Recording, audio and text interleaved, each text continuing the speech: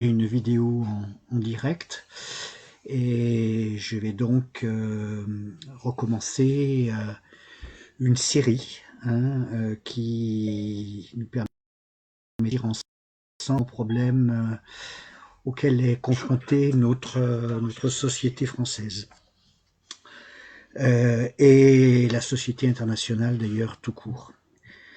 Je vous ai souvent dit que le livre qui m'avait le plus impressionné ces dernières années était le livre de Pablo Servigne, Comment tout peut s'effondrer.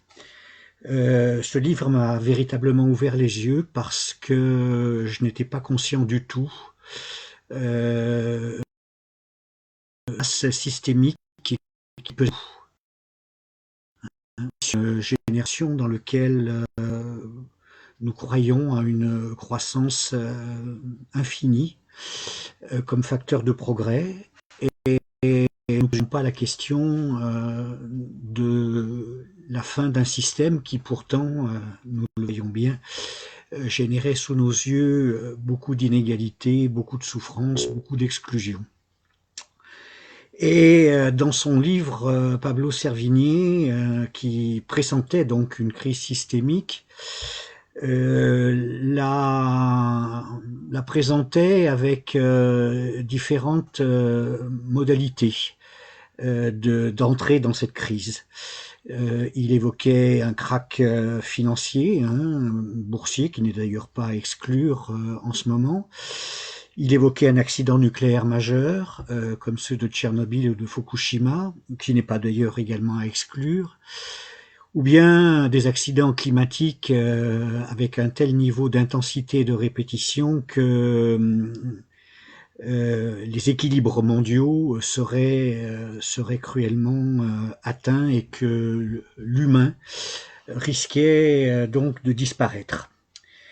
Il n'avait pas prévu finalement que le facteur déclenchant pouvait être une gigantesque pandémie, telle que celle que pourtant l'humanité a connue tout au cours de son histoire, mais dont nous pensions que la science avait définitivement éradiqué les causes. Eh bien voilà, nous y sommes. Ça doit d'ailleurs nous ramener à un petit peu de modestie par rapport au déroulement de l'histoire de l'humanité. Et cette pandémie peut-être être le facteur déclenchant d'une crise systémique très importante.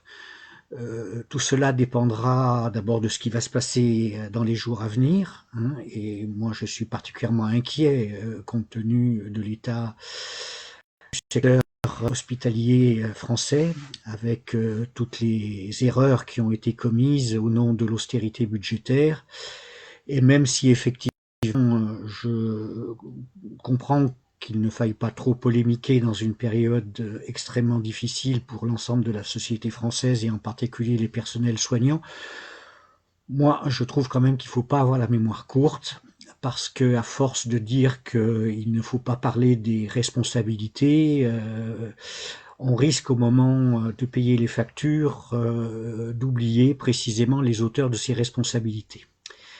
Et nous savons tous que la politique néolibérale menée d'abord par Nicolas Sarkozy, puis continuée allègrement par François Hollande, puis affirmée avec une conviction redoutable par Emmanuel Macron, avec une efficacité terrible, lui il n'y est pas allé avec le dos de la cuillère. Nous savions tous que les services publics étaient en grande difficulté, et en particulier le service hospitalier. Comment d'ailleurs pourrions-nous ne pas en être conscients, puisque depuis plusieurs mois, ces personnels soignants tiraient la sonnette d'alarme et sur leurs conditions de travail, et sur leur rémunération, et sur leur matériel. Que tout le monde ait la sourde oreille, du président au Premier ministre, à Madame Buzyn, j'en passe, et des meilleurs. Bon, bref, nous y sommes dans cette crise systémique, et il est important peut-être d'en commencer à en tirer un certain nombre de leçons, même si je crois qu'il faudra faire le bilan à la fin de nos semaines de confinement, qui ne sont quand même pas des situations particulièrement aisées pour la plupart des Français et des Françaises qui vivent dans des logements parfois extrêmement étroits, hein, et dans des environnements très difficiles. Nous avons la chance, quelques-uns, d'être privilégiés, mais enfin, c'est loin d'être le cas général. Moi, j'étais en train d'écrire, j'ai écrit un livre, hein, et ça s'appelle l'économie sociale et solidaire pour retrouver un nouveau modèle de développement. Je vais d'ailleurs publier cette page introductive, hein, mais ce livre est en impression à l'heure actuelle, et je regrette qu'il ne soit pas paru avant parce que je disais un certain nombre de choses que l'on retrouve dans les analyses actuelles des uns et des autres.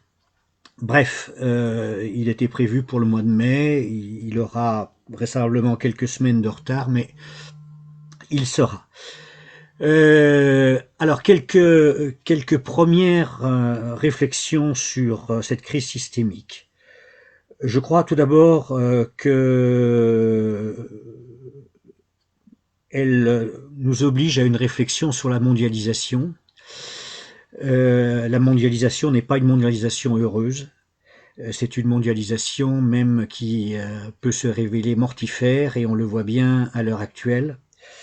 Et donc, l'une des obligations de l'ensemble des économies mondiales va être vraisemblablement de revenir à un mode de production beaucoup plus localisé, beaucoup moins ouvert aux grands vents du libéralisme et des grands traités internationaux, et de revenir finalement à une production locale qui aura beaucoup d'avantages, à savoir qu'elle nous réintroduira dans le fondement de nos racines, tant sur le plan agricole que sur d'autres plans, hein, au niveau des services en particulier, et qu'elle nous obligera donc à nous sortir d'un modèle de surconsommation, de surproduction, dont nous savions tous qu'il était d'ailleurs condamné, puisque tout le dogme libéral repose sur une croissance infinie alors que la planète est finie. Et donc, tout le monde savait que ce système allait à sa perte, non seulement parce qu'il se crée des inégalités effroyables, pays riches, pays pauvres, à l'intérieur des pays entre les très très favorisés et puis le reste de la population, et puis qu'il se crée une surconsommation et donc un dogme de l'inutile finalement, puisqu'on se rend compte finalement qu'on peut à peu près arrêter cette consommation à outrance en y étant obligé. Donc, retour au local, ça me paraît important, c'est d'ailleurs un des thèmes majeurs de mon livre, hein. Je vous rappelle que mon secrétariat d'État était à l'économie sociale et au développement local, ce qui est quand même assez prémonitoire de la part du président Mitterrand. Ensuite, je crois qu'il va bien falloir se décider à envoyer définitivement en l'air tous les dogmes libéraux, en particulier ceux de Bruxelles. Nous sommes rentrés dans l'Europe en 1983, c'est le tournant que Michel Onfray appelle le tournant maastrichtien, et nous y sommes entrés parce que on croyait, enfin certains d'entre nous croyaient, moi avec beaucoup de réserve, que l'Europe était une fin en soi, hein, l'Europe des peuples pour éviter tous les qui avaient secoué le XXe siècle. En réalité, on est rentré dans une économie libérale, un vaste marché, dans lequel la solidarité européenne ne fonctionne absolument plus. On voit bien que certains sont obligés d'aller chercher ailleurs de l'aide de la rescousse.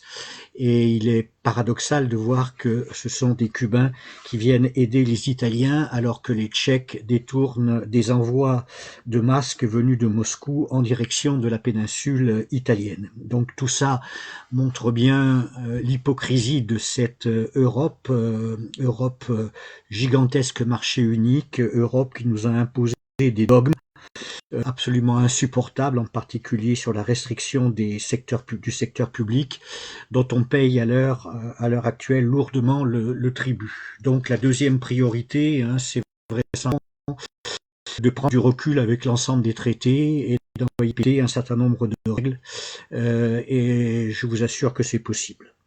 Cela nous mettra de trouver une marge de manœuvre, et en particulier de donner une priorité aux services publics, à la fois hospitalier, il d'insister, mais également éducatif, et également à des secteurs qui ont été bien négligés au niveau des politiques publiques ces dernières années. Je pense à celui de l'environnement, celui de la justice, qui manque cruellement d'effectifs, et qui permettra de réorienter également un certain nombre de services publics vers une autre conception de leur rôle. Je pense en particulier à la police et à l'armée. Je me pose de plus en plus de questions sur le fait de maintenir un certain nombre de principes de notre système de défense, en particulier la défense nucléaire qui bouffe des milliards et des milliards,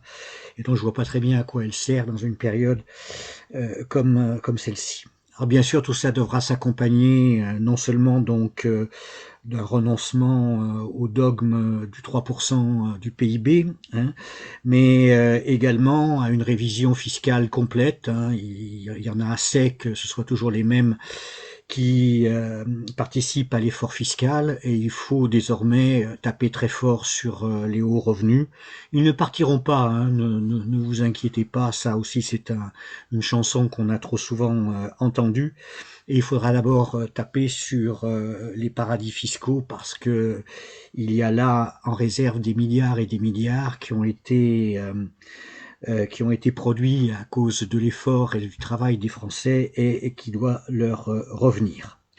Ensuite, il faudra effectivement réfléchir sur les réels besoins de notre société, et d'arrêter cette surconsommation et cette situation et cette civilisation de l'inutile, dont on voit d'ailleurs très bien qu'on peut en sortir par la force des choses assez vite, et qu'il faudra peut-être également taper sur les ressorts de cette consommation à outrance, et en particulier sur la publicité. Moi, je trouve absolument effarant de voir dans une période de drame national, alors qu'il y a des centaines de personnes qui sont entre la vie et la mort, de voir que la publicité au niveau du 20h continue à faire comme si rien n'était, et on nous vante toujours les mérites de la sacro-sainte automobile, dont on sait qu'elle est la plus grande responsable des émissions de gaz carbone, et puis les produits de luxe. Bon, enfin bref, tout ça, moi, me paraît absolument surréaliste, d'un autre temps. Je crois vraiment que il faut tourner des pages. J'entendais également un discours surréaliste sur faut-il que les grandes multinationales continuent à distribuer des dividendes aussi élevés que ceux qu'elle a distribués ces 20 dernières années, et qui ont complètement déplacé dans la part du gâteau national les résultats issus du capital, les profits et les dividendes qui ont complètement pris la place des salaires, avec des des pourcentages au niveau de la valeur ajoutée entre les uns et les autres qui n'ont cessé de s'accroître, toujours plus d'argent aux plus riches et toujours plus de difficultés pour les plus pauvres. Donc non, il faut pas demander gentiment aux entreprises de suspendre leurs dividendes, il faut leur interdire purement et simplement leurs dividendes et leur dire que les bénéfices acquis doivent revenir à ceux qui les ont produits, c'est-à-dire les travailleurs. Les travailleurs, les travailleuses, hein, non seulement du secteur privé, mais également du secteur public, parce que s'il n'y avait pas un secteur public fort, eh bien, je ne sais pas très bien comment les entreprises tourneraient, on le voit bien à l'heure actuelle. Ensuite, bon, il faudra vraisemblablement changer la nature du pouvoir. Hein. Il est plus possible que toutes les décisions démocratiques soient en réalité confisquées entre les mains d'un seul homme. Alors cet homme serait un homme exceptionnel, peut-être que en période de crise, on pourrait effectivement confier nos destins à quelqu'un qui ait une vision, un projet, un dépassement de lui-même pour sa nation, pour son peuple. Enfin, ça, un banquier qui ne connaît que les règles de sa classe sociale et qui traite tous les problèmes et tous les gens avec une morgue et un mépris qui sont absolument insupportables, avec en plus à sa périphérie toute une série de gens qui confondent leur mandat politique et leur intérêt privé. Et je serais assez attentif à voir comment on va régler le problème couple Buzyn-Lévy lorsqu'il sortant de faire de regarder plus avant jusqu'où est allée la confusion. Ensuite, je crois qu'il faudra véritablement réorganiser tous les organes de communication. Il est plus possible pour une population adulte et citoyenne comme la France d'être dépendant de journaux papier ou de journaux médiatiques, télévisés, qui sont concentrés entre les mains de 4 ou 5 milliardaires, multimilliardaires, qui donnent donc au bon peuple de France les informations qu'ils veulent bien lui distiller et lui éviter parfois des révélations qui seraient dérangeantes pour l'ordre existante. Je pense en particulier à cette comédie que l'on nous a jouée pendant toute une semaine sur l'installation de l'hôpital militaire de Toulouse.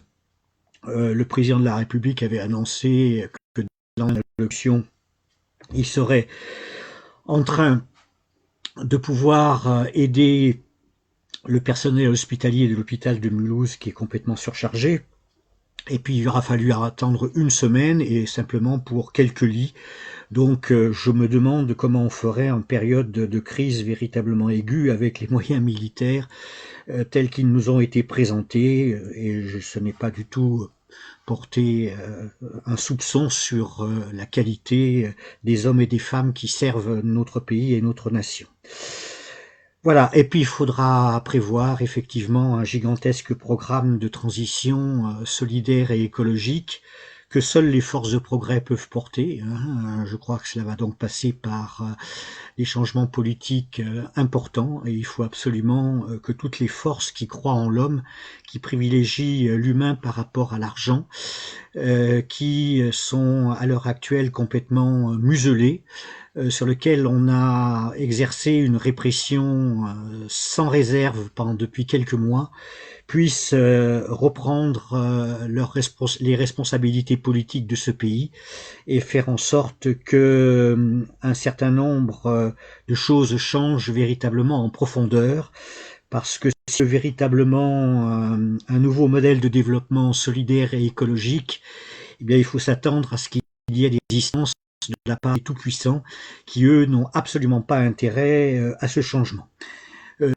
J'en parlerai demain. Demain les grandes lignes de mon livre pour vous faire saliver avant qu'il ne paraisse.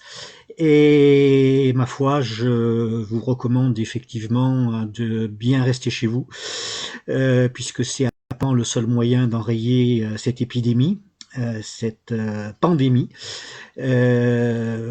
Portez-vous bien, prenez soin de vous, des autres, des personnes âgées, des gens de votre entourage, des plus faibles, des plus démunis.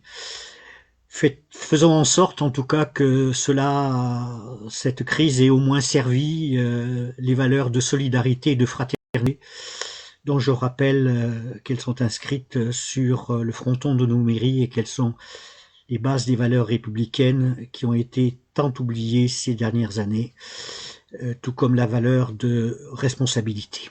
Merci.